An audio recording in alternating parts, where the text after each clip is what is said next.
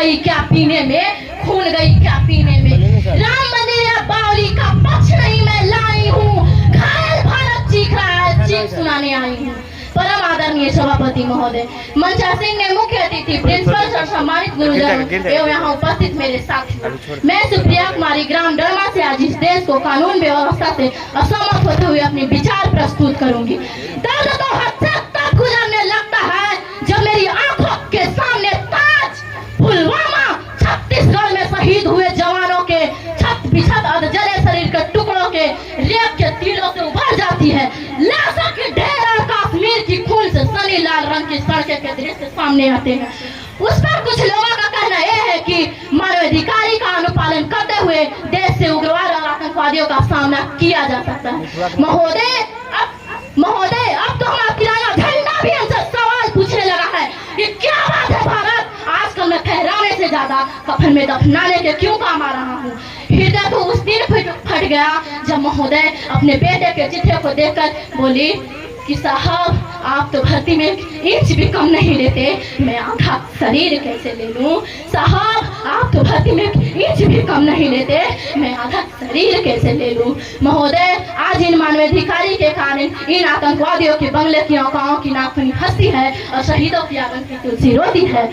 जब एक शहीद हुए जवान की विधवा की बेदना चीख चीख कर कहती है कि प्यार भी बदूर गया, मांग का सिंदूर गया, प्यार भी बदूर गया, मांग का सिंदूर गया, नन्हे नैनिहालों की लंगोटियां चली गई, छोटी छोटी बेटियां की चोटियां चली गई, और आपके लिए तो एक आग में मरा है साहब, मेरे घर की तो रोटियां चली गई, रोटियां चली गई।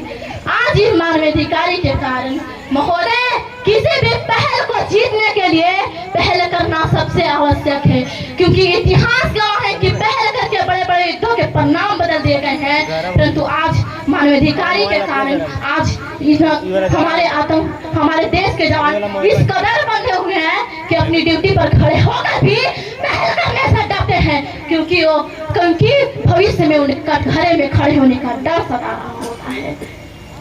महोदय अब तो हम आज महोदय मानवाधिकारी के तहत दबाकर किसी वीर को युद्ध के क्षेत्र में छोड़ देना कोई वीरता नहीं, एक आत्महत्या है, क्योंकि फूल को श्रृंगार दो यह मुमकिन नहीं और एक वीर को झंझकार दो यह मुमकिन नहीं। जो हाथ बांध दे सेना को, ऐसे मानवाधिकारी का पालन संभव नहीं।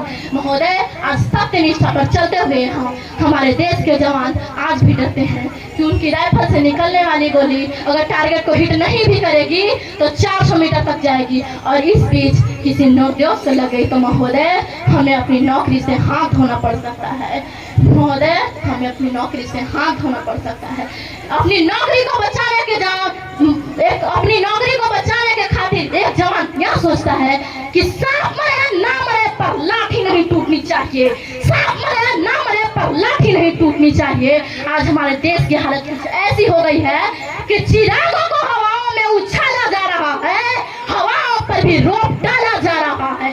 चिरागों को हवाओं में उछाला जा रहा है, हवाओं पर भी रोक डाला जा रहा है। अरे हम ही तो थे बुनियाद आंतरिक सुरक्षा की और हमें ही नौकरी से निकाला जा रहा है। अरे हम भी तो थे बुनियाद आंतरिक सुरक्षा की और हमें नौकरी से निकाला जा रहा है। आज मैं भारत की बेटी, आज भारत की तरफ से आज ऐलान करती हूँ कि उस घर में घुसकर मारेंगे जिस घर से अफजल निकलेगा, उस घर में घुसकर मारेंगे जिस घर से अफजल निकलेगा, वो कोख नहीं पल्ले देंगे जिस कोख से अफजल निकलेगा, वो कोख नहीं पल्ले देंगे जिस कोख से अफजल निकलेगा। उठो देश के वीर जवानों, त्रिशूल बनकर दहाड़ दो और एक तिरंगा झंडा उस देशद्रोही के सीने में गाड़ दो, और एक तिरंगा झंडा उस देशद्रोही के सीने में गाड़ दो। जय हिंद, जय भारत। चलिए बहुत अच्छा आप लोग